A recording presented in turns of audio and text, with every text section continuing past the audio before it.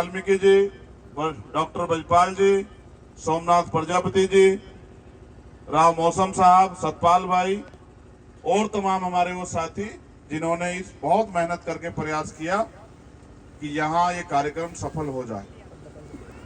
मुझे आपसे बात तो बहुत सारी करनी थी, लेकिन क्या करूं, मैं समझता हूं अभी मैंने इनको डांटा भी, ये पहले सीधे चले गए गांव में, उधर शहर में लेके। मैंने इनको कहा रोक के कि एक एक मिनट कीमती है, अपने समय को तमाशे में खराब मत करो। इधर तमाशा दिखा के आगे कुछ नहीं होगा। अपने लोगों के बीच चलो, अपनी बात रखेंगे, लोगों से उम्मीद करेंगे कि वो हमारी बात को सुने और समझे। मैं आपसे भी अपील करूंगा, अगर आप समागम में आए हो, सत्संग में आए हो, तो जो बात यहां से आपको सुनने को मिले उसमें से जो आपको अच्छी लगे उसको अपने दिल को लगा लो, और जो आपको अच्छी ना लगे उसको पीछे छोड़ दो। लेकिन अपने गुरुओं महापुरुषों की बात को मानो, क्योंकि अगर आपने ऐसा नहीं किया तो फिर आपको इसका खामियाजा भुगतना पड़ेगा। तो ये भी सच है कि बहुत काम छोड़ के मैं यहां आया। उसका कारण ये है कि बिजनौर में एक आंदोलन चल रहा था महाराज जी। आंदोलन ये था कि वहां गुलदार ने 25-26 लोगों की जान ले ली। जंगल में गुलदार आ गए बहुत सारे, और गरीब कमजोर किसान मजदूर के हालात खराब है, वो खेत में जाता है। हमारी माए बहने जिन्होंने पशु पाल रखे, चारा लेने के लिए खेत में जाती, या किसी के खेत में मजदूरी करने के लिए थोड़ी थोड़ी जमीनें जाते वो गुलदार उठा के ले जाता, और ऐसी नरसस हत्या करता ना, सोच के देख के रूह कांप जाए। किसी का एक बच्चे का पूरा शरीर खा लिया, सिर्फ इतना धड़ बची। एक बच्चे को जो 23 साल का था, किसान परिवार का, वो पानी दे रहा था, उसको उठा ले गया, कुछ नहीं बचा उसके शरीर में। एक माँ, जब मैं कल बैठा था, वो रोए जा रही। मैंने पूछा क्या हुआ, कि मेरी 19 साल की बेटी थी, मैं और वो खेत से चारा लेके आ रहे थे, पीछे से गुलदार आया, मेरी बेटी को उठा ले गया। उसकी शादी तय हो गई थी, उसके आंसू नहीं थम रहे थे, और वहां का प्रशासन सुन नहीं रहा था। तो हमने आंदोलन को अनिश्चितकालीन कर दिया, और सर्दी खूब हो रही थी, हम रात में बैठ गए। हमारे लोगों ने लिहाफ गद्दों की व्यवस्था की। 9 साढ़े 9 बजे सरकार के अधिकारियों के दिमाग ठीक हुए, और उन्होंने हमारी बात मानी, और उन्होंने हमें विश्वास दिलाया। ये भी सतगुरु महाराज की कृपा है कि उनके दिमाग में सही बात आई, और उन्होंने हमें विश्वास दिलाया कि हम इस काम को जल्दी करेंगे, इन गुलदारों को पकड़ेंगे। जो परिवार जिनके यहाँ दुख हुआ, उनको 25-25 लाख रुपए का मुआवजा दिलाने का काम करेंगे। जो पीड़ित हैं, घायल हैं, उनको 5-5 लाख रुपए का मुआवजा दिलाने का काम करेंगे। ऐसा हमने प्रयास किया। गुरुजी की गद्दी से हाथ हटाने को कह रहा हूं। तो फिर मैं यहाँ सुबह 9 बजे चल के यहाँ पहुंचा, और मैं समझता हूं एक एक मिनट बहुत कीमती है, उसको खराब नहीं करना चाहिए। आप यहाँ बहुत संख्या में जुटे हो, बड़ी संख्या मेरी माए बहनें जुटी हैं, मैं उनका भी धन्यवाद करूंगा। लेकिन मैं उनसे ये भी कहूंगा, जो अपने बाप को बाप नहीं कहता है ना, फिर दूसरा आदमी जब समय आता है तो फिर उसको लात खानी पड़ती है। हमारे पास ऐसे सदगुरु महाराज हैं जिनकी बात को अब से 600 साल पहले भी काटने वाला पैदा नहीं हुआ। ऐसे गुरु के, ऐसे कुल गुरु के सपूत बच्चे बच्चियां हम लोग हैं, जिन्होंने 600 साल पहले दुनिया को आईना दिखाया। जब छुआछूत, अंधविश्वास, पाखंडवाद चरम पे था, तब उन्होंने अपनी भक्ति शक्ति से लोहा मनवाया। लेकिन बुरा यह है कि हम अपने गुरुओं के आश्रम में, अपने गुरु घर में जयंती के दिन मत्था टेकने के लिए जाते हैं, और मत्था टेक के वापस आ जाते हैं, और बाकी 364 दिन हम दूसरों के दिखाए रास्ते पे चलते हैं। फिर हम ये सोचते हैं कि हमारी जिंदगी क्यों नहीं बदल रही। मैं तो पूरे देश में घूमता रहता हूं, मैं आपको बहुत सारी बातें बता सकता हूं, मगर कितनी बात बताऊं। मैं जब अभी वक्ता बोल रहे थे, सुन रहा था, आप अपनी जिंदगी को महसूस करो, कैसी जिंदगी हरियाणा में। हरियाणा छोटो, देश का ये हाल है। जैसे भाई कमल कह रहे थे, पराधीनता पाप है, जान ले रे मीत, और रविदास दास पराधीन को कौन करे सुप्रीत। इसका मतलब ये है, पराधीनता का मतलब होता है गुलामी। गुलामी का जीवन पाप है, और हम यहां गुलाम से ज्यादा कुछ नहीं है। इस प्रदेश में और देश में हमारी हैसियत गुलाम से ज्यादा कुछ नहीं है। क्योंकि गुलामों के पास अधिकार नहीं होते, हमारे पास भी अधिकार नहीं है, और जो थोड़े बहुत अधिकार हैं वो अधिकार कब छिन जाए इसका भी पता नहीं। फिर जिस दिन वो अधिकार छिन गए, ना तो आपको कोई मंच पर बैठन देने का और ना ही आपको सुथरे सुथरे कपड़े पहन के अपने घरों में काम करने देने का। जिस दिन आपसे ये संविधान के अधिकार चले गए, फिर उन्होंने आगे कहा, मैं तो गुरु जी को बहुत पढ़ता हूं, आप गुरु जी को धार्मिक रूप से इस आंदोलन को आगे बढ़ा रहे हैं, लेकिन मैं जानता हूं सतगुरु जी ने बहुत सारी बातें कही, मैं आज गुरु जी के समक्ष रखूंगा कि वो इस बातों को कहा करे समाज में। सतगुरु जी ने कहा, तिरुपत एक सेज सुख सूथा, सपनों भयो बिकारो, अछरत राज बहुत दुख पायो, सोगत भई हमारो। कि जैसे सपने में सो के और आदमी का राजपाट छिन जाता है, ऐसे हमारा राजपाट दुश्मनों ने यहां से छीन लिया, और जब राजपाट चला गया तो आज हमारी ये हालात हैं, और हालात बुरे हैं। मुझे कहते हुए तकलीफ है कि अखबार पढ़ते तो पता लगता है कि कहीं किसी बहन बेटी के साथ अपमान हो गया है, कहीं गांव से सामूहिक बहिष्कार हो गया है, कहीं प्यामार के पेट पे लटका दिया है, कहीं मूछे रखने पे हत्या कर दी है, कहीं घोड़ी पे बैठने के उतार दिया है, कहीं बारात की बस को रोक के अपमानित किया गया है, कहीं तमाम तरह की मुसीबतें हैं, कहीं मठ की छूने पे हत्या हो गई है, किसी की जमीन को कब्जा लिया है, धार्मिक स्थल को कब्जा लिया है, और अगर कोई आवाज उठाता है तो सरकार की पुलिस जेल में बंद कर देती है, लाठी मारने का काम करती है, मुकदमे लगाने का काम करती है। हम अपने अधिकारों का भी प्रयोग नहीं कर पा रहे। तो इसलिए मैं आपसे कह रहा था कि हम गुलाम। आप अपने घरों के हालात देखो, कितनी सुविधाएं आपके घरों में, कितने घरों में 4 पहियों गाड़ी, जरा हाथ उठा के बताइए मेरी माओ बहनों को। एक जिन जिन के मैं जरा अप्रूव कर लो, दिख तो जा, मुश्किल से 5-4 होंगी गुरुजी, इससे फालतू तो नहीं है। 4 पहियों की गाड़ी वाले हैं कितने हैं, जरा हाथ अप्रूव करो, घबराओ मत, एक हाथ अप्रूव करो, गिनती नहीं हो पाने की। 8, 7, 10, 12 होंगे। और संख्या कितनी है यहाँ? कितनों के पक्के मकान है, कितनों के 10-20 बीघे के जमीन है, कितनों के घर में नौकरी है, कितनों के घरों में फैक्ट्री लग रही है, कितनों के बच्चे रोजगार कर रहे हैं। आप महसूस करके देखोगे तो समाज में इनकी संख्या 5-4% है, और बाकी 90-95% समाज सुबह मेहनत मजदूरी करने के लिए जाता है, तब जाकर अपने बच्चों का पेट भरता है। उसके बाद भी बदलाव नहीं चाह रहे हो। 70 साल तो आजादी के हो गए, इससे पहले बहुत दिनों से चला रहा है।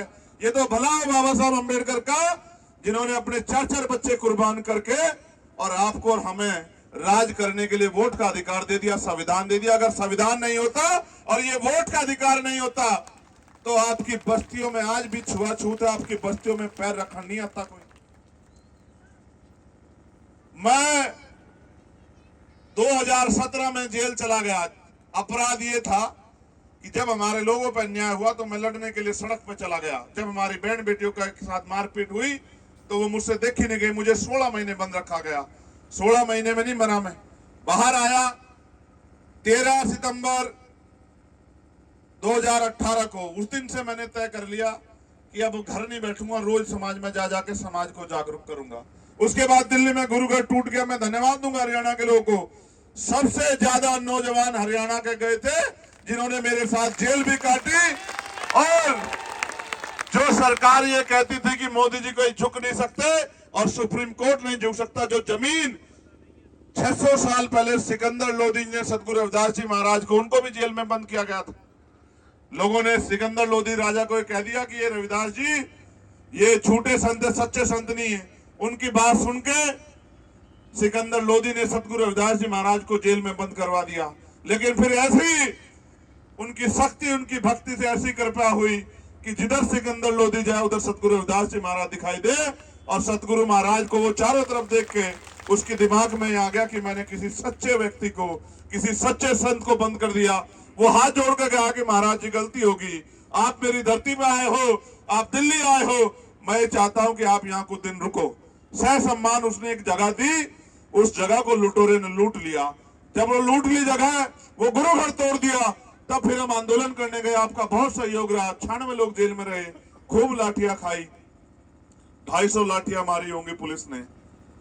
पैरों के नखून खींच लिए, रीढ़ की हड्डी में चोट मार दी, तमाम प्रयास किए कि ये आपका खून दब जाए, डर जाए, उनसे भी नहीं डरा। फिर एनआरसी का आंदोलन फिर गया, अभी जयपुर जेल रह गया। लगातार कोशिश कर रहा हूं, क्योंकि जब कोई अपने हक की लड़ाई लड़ जाएगा, आज की सरकार में हिम्मत नहीं सामना करने की, वो जेल भेजने का काम करे। इन मुसीबतों से नहीं मरा, इन मुसीबतों से नहीं डरा, लेकिन डरता इस चीज से हूं कि जब अखबार पढ़ता हूं, आज भी पढ़ी एक खबर कि एक 17-18 साल की बच्ची अपने पिता का खाना लेके खेत पे जा रही थी और उसको एक जालिम ने जबरन खींच के उसका अपमान किया। इतनी आग लगी है दिल में कि आपको दिखा नहीं सकता। आप मेरी बहनें माए बैठी, आपके सम्मान के लिए मैं अपने खून का एक कतरा लुटा दूं, लेकिन करूं क्या? मैं एक आदमी कहां कहां पहुंच सकता है, और जो मेरे बाद के हैं उनको आप ताकत नहीं दे रहे हो।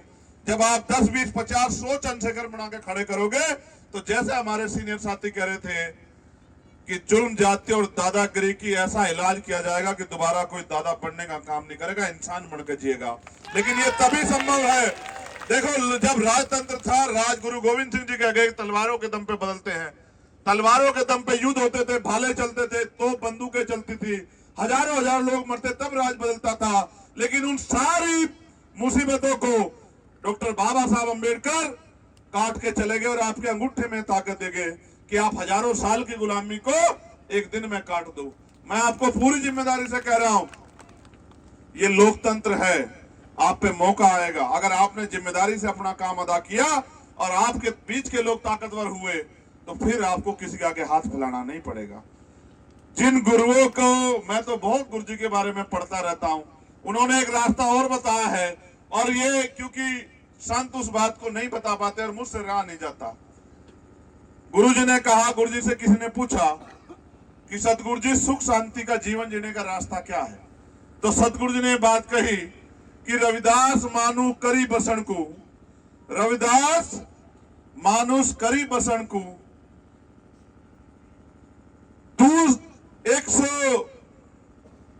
रविदास मानुष करी बसन को, सुकर दोषी दो ही ठाव, 100 स्वराज माही दूसर मरगट गांव। गलत हो जी, सही हो? सतगुरु जी ने कहा ना। सतगुरु जी से किसने पूछा कि सतगुरु जी, सुख शांति का जीवन जीने के रास्ता क्या है? सतगुरु जी ने कहा, भाई 2 रास्ते हैं, एक तो अपना राज हो, स्वराज, या फिर दूसरा शमशान घाट। क्या तो मर के शांति मिलती है? अगर जीते जी शांति चाहिए तो अपना राज लाओ। लेकिन मेरे लोगों को पता नहीं क्या हो गया है, राज लाने की बजाय वो किसी के पीछे खड़ा होना बहुत बढ़िया मान रहे। मान लो अगर इस पीछे खड़े होने से आपकी जिंदगी बदल रही है तो मान लो, और अगर इस पीछे खड़े होने से चीजें नहीं बदल रही है तो फिर अपना राज ले आओ।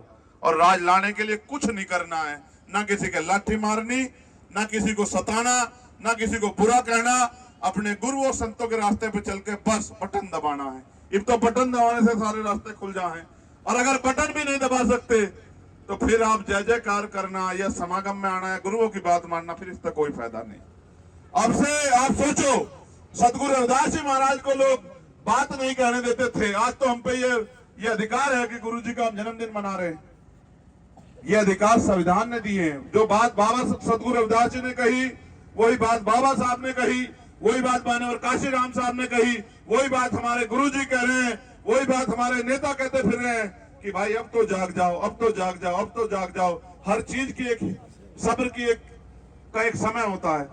कब तक गरीबी, बेबसी, लाचारी, दुर्गति, अपमान का जीवन जियोगे? मैं तो बड़े ताज्जुब में हूं। इतने महाराज जी, आदमी कुत्ता पालता है, और अगर उसे कहें सब तो वफादार हो, अगर उसके आगे भी 4 बार भोजन ठालोगे वो भी झगड़ा करने को बैठ जाएगा।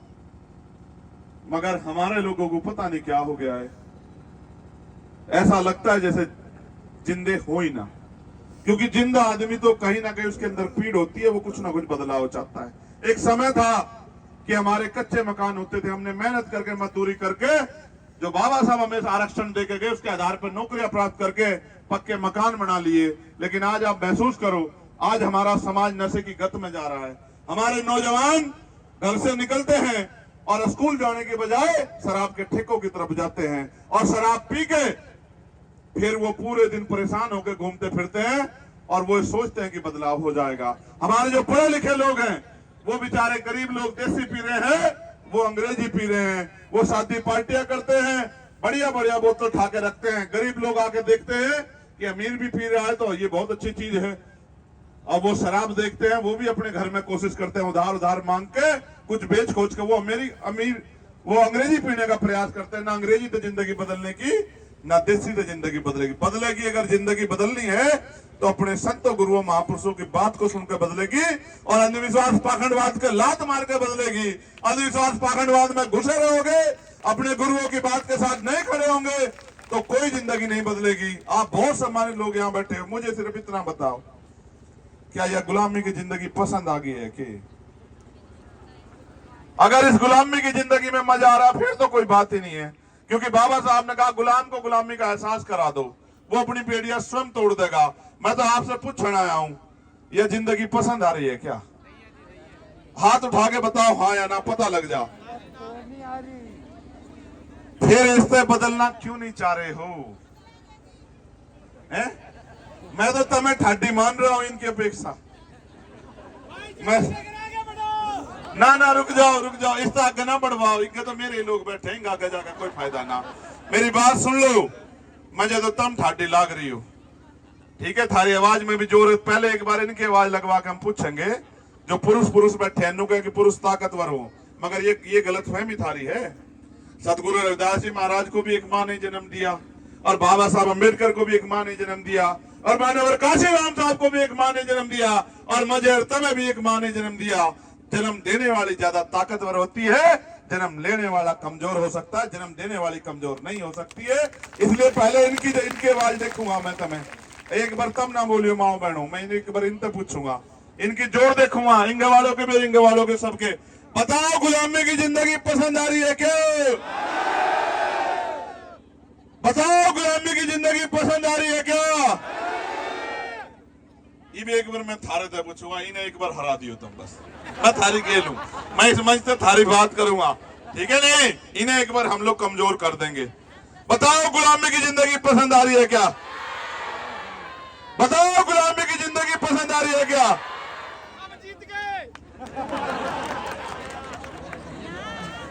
महाराज जी काम करते नहीं, जीत के बता रहे हैं।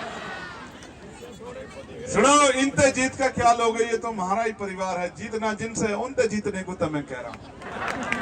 समझ रहे हो नहीं समझ रहे हो? इनसे जीत के क्या करोगे? देखो मेरी बात सुनो, आप तो पुराने लोग हो, सब समझदार लोग हो।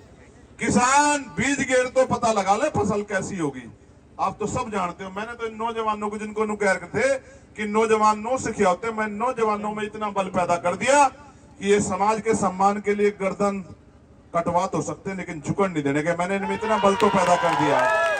अब अगर आप इन्हें आशीर्वाद दे दो, और मैं कह रहा हूं हर आदमी की एक उम्र है, आपने भी खूब मेहनत करी, लेकिन क्या इतनी जोर रह गए क्या? ये जोर का काम इन्हें दे दो और इन्हें आप आशीर्वाद दे दो, तो मैं लिख के कहता हूं कि कुछ ना कुछ बदलाव इसी बार हो जाएगा।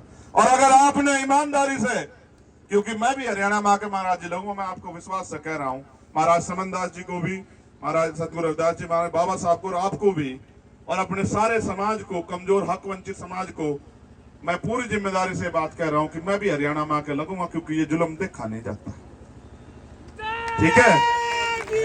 भले ही मैंने जन्म वहां लिया उस माँ की कोख से, लेकिन मैं माँ बहने तो मैं सबको मानता हूं, लेकिन जब आपके साथ कोई अन्याय हो तो फिर देखा नहीं जाता। इसलिए मैं भी आके यहाँ लगूंगा। मेरा एक अपना चुनाव है पार्लियामेंट का, मैं उस पार्लियामेंट का चुनाव खत्म करके लोकसभा का, अगर मुझे समाज ने आशीर्वाद दिया, हमारे लोगों ने वहां मदद करी, सतगुरु जी के आशीर्वाद से अगर मैं वहां कामयाब हो गया, फिर भी मैं हरियाणा आऊंगा, क्योंकि मेरे वहां कामयाब होने से हरियाणा का काम आसान नहीं होगा। हरियाणा का काम आसान तब होगा जब आपके बीच के लोग, आपके अपने बच्चे कुर्सियों पे जाकर बैठेंगे और उन कुर्सियों में कलम की ताकत होगी, और वहां जाकर फैसले करेंगे। क्योंकि कानून बना तो बाबा साहब गए हैं, लेकिन कानून लागू कराने की ताकत सरकार में है, और नए अवसर पैदा करने की ताकत भी सरकार में। और मैं आपको जवान देकर कह रहा हूं, मैं कभी, देखो मैं आपको ये भी बता दूं, आप किसी के दर पे मत टेके आओ।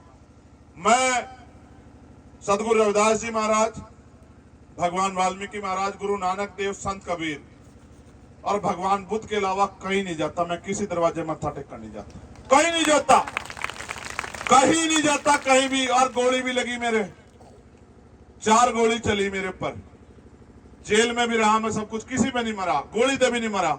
इसलिए नहीं मरा क्योंकि मेरे सच गुरुओं का आशीर्वाद मेरे ऊपर है।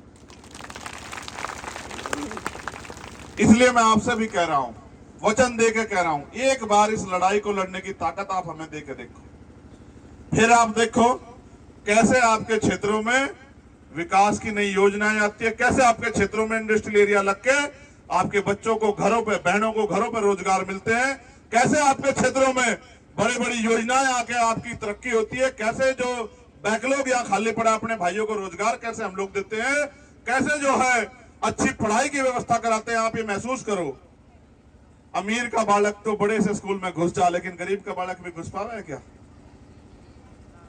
5,000 रुपए फीस, जहां 10,000 रुपए हम सारे कमा रहे महीने के, एक बच्चे की फीस का पूरा नहीं पड़ता, फिर रोटी नहीं सही मिलती। ठीक है, अमीर लोग तो बड़े बड़े अस्पताल में घुस जाए, गरीब घुस सके है क्या? ना तो ये बड़े बड़े स्कूल मारे, ना बड़े बड़े अस्पताल मारे।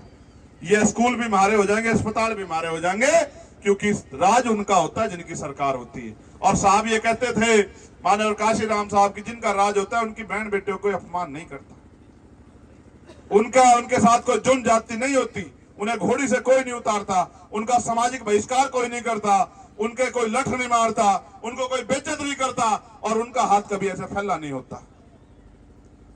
मैं तो समझा ही सकता हूं, मेरा एक ही काम है। साहब कहते थे मैं तो अपने नालायक समाज को लायक बनाने के लिए निकला हूं। मैं तो आपको सिर्फ यही कह सकूं कि भाई जब तक मेरे अंदर जान है, लहू का आखिरी कतरा सांस रहेगी, मैं आपके लिए लड़ता रहूंगा, आपके सम्मान को झुकड़ नहीं देने का। जितनी हिम्मत होगी उस हिम्मत के साथ डटे रहेंगे। और ये भीम आर्मी आजाद समाज पार्टी आपकी स्वाभिमान सम्मान की रक्षा करेगी। मगर मैं आपसे भी कहूंगा, यहाँ बहरूप भी बहुत घूम रहे हैं और बहुत दिन हो गए ठगे जाते थे। मैं भाई इस बात को कह रहे थे, मैं निंदा नहीं चाहता किसी की, निंदा करके किसी कुछ होने वाला भी नहीं, ना तो सतगुरु जी ने मुझे ये सिखाया कि किसी की निंदा करो। कोई किसी को बुरा कहेगा उसके माथे, और कोई किसी को अच्छा कहेगा उसके माथे, ना तो हमारे गुरुओं ने सिखाया, ना हम किसी की निंदा चाहते। मैं तो सिर्फ आपसे कह रहा हूं, आपने सबको अजमा लिया, ये लड़ाई लड़ने की हिम्मत आप चंद्रशेखर आजाद को दो, फिर आप देखो कि कैसे जिंदगी बदलती है। अब आप सुनो, एक कहावत है कि अजमाए हुए को अजमाओगे तो वही मिलेगा जो मिलता आया है। अगर अजमाए वालों को अजमाया तो वही मिलेगा, अन्य फिर गांठ बांध लो आज से।